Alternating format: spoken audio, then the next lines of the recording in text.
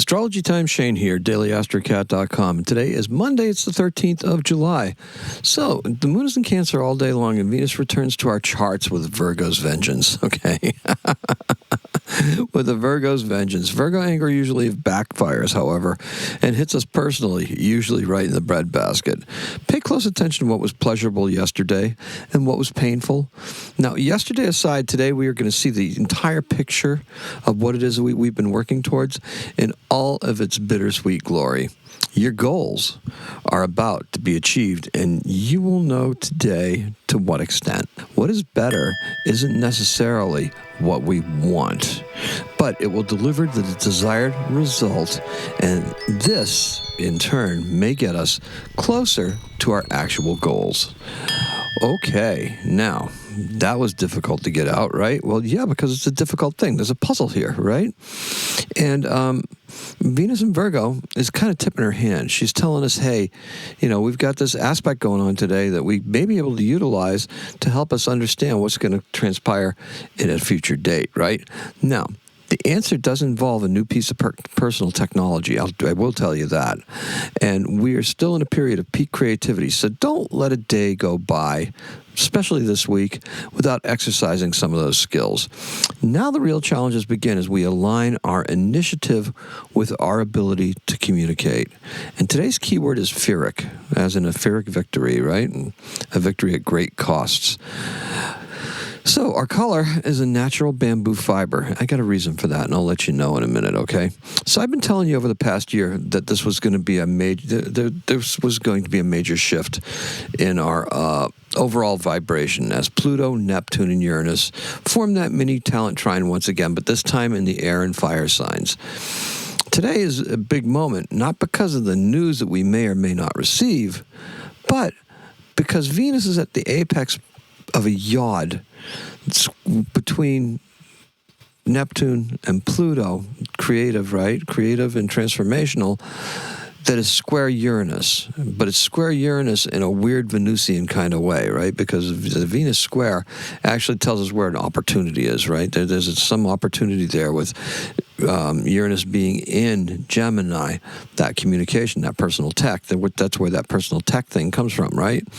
Now, with that being said, Venus accumulates today's energy that we're going to have today, and she will deposit it right here, okay?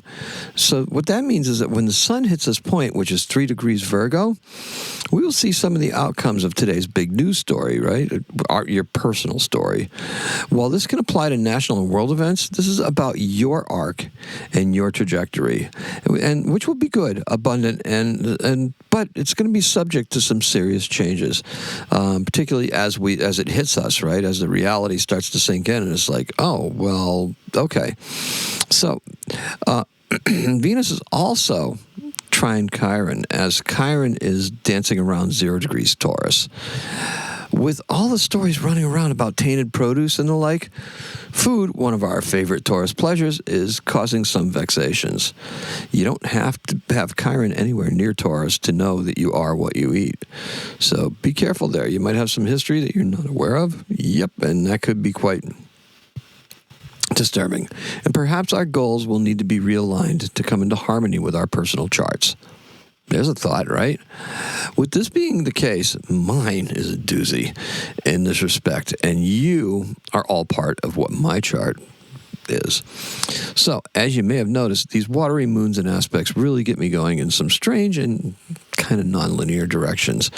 Instead of a plain narrative, this can cause this can cause this, or maybe it indicates that. I'm diving into the mechanisms that are driving this, right? In other words, the mechanism is inside of you that drives this cycle. And I really don't feel compelled to give it a name, but I do want to remind you of the surprising power that you possess to understand these things in your own way and as they appear, right? Astrocat has always been about creative windows of opportunity and the alignment of the outer planets.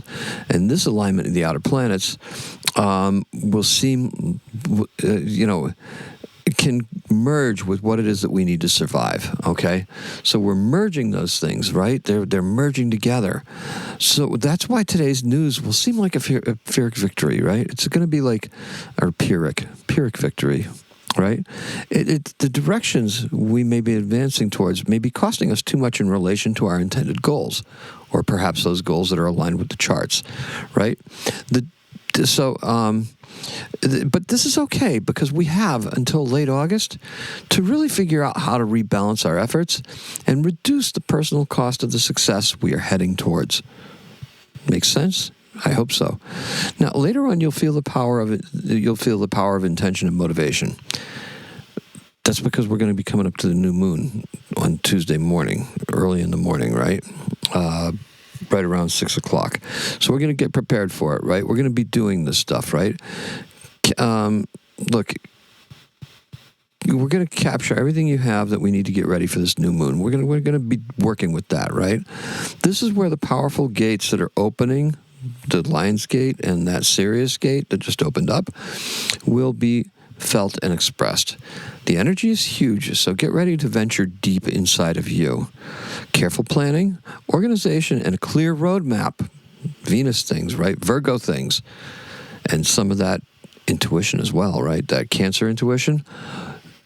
This is going to turn today's Pyrrhic victory into an overwhelmingly decisive win. But you have to remember, the only thing stopping you is you. So, that's what I have for you. Kind of surprising, right? I thought today would have a much more positive vibe, but yeah, you know what? This fits the narrative. This fits. There's something more underneath the surface. There's something more spiritually here that I want to talk about, that I want to be able to impart upon every single person that watches this. And I hope that you take the message to heart and that it works out overwhelmingly in your favor. Because that's the point of this, right? The point of this is to create with the cosmos. This is how we're moving, right? If what you do speaks to something like this, then by all means create it. Put out your vision of it, your own, whatever you want to call it, okay? Because I didn't call mine anything. In 1937, Queen Victoria is the first monarch to live in present-day Buckingham Palace. That's how old it is, right? 1837, that's when they opened it.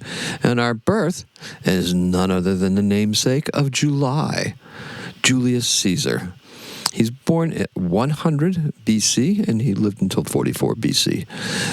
Backwards, right? Backwards counting. That's what BC stands for. He's a Roman military and political leader for... okay, and so he was born in Rome, and that is all I have for you. So thank you very much for joining me.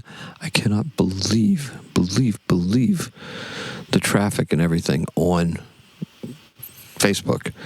Guys, if you're coming here from Facebook, let me know in the comments, okay? Let me know if you're listening, like on Spotify or I don't know if Apple you can comment or not, but by all means, if you happen to stumble upon it on YouTube or something like that, let me know in the comments that you're watching it, okay? Anyway, thank you so much. I appreciate and love every single one of you. Let's sum it up, shall we? Today's keyword is Pyrrhic, and the color is natural bamboo fiber. Although I'm wearing black bamboo fiber right now. Go figure, right? Today is the 6th. Happy astrocatting.